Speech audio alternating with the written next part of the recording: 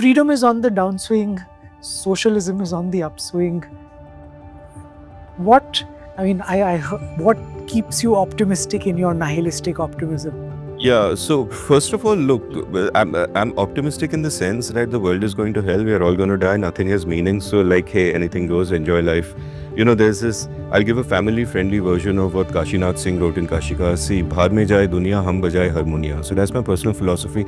But seriously, what actually makes me optimistic is technology. I think technology, while technology can enable state oppression with surveillance and etc., technology, I think, empowers individuals much more than any liberal political movement ever did, and it can also reduce the role of nation states in our lives.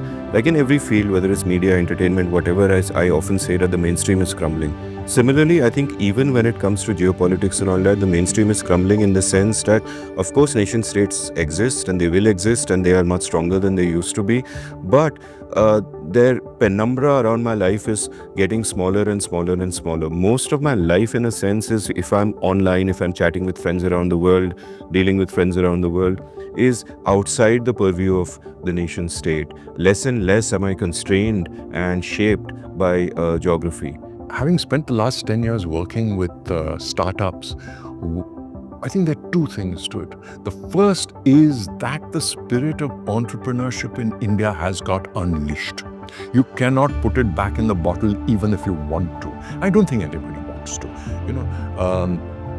States want power, and hence you require this constant battle, which is vigilance upon by those who don't want to give up their freedom.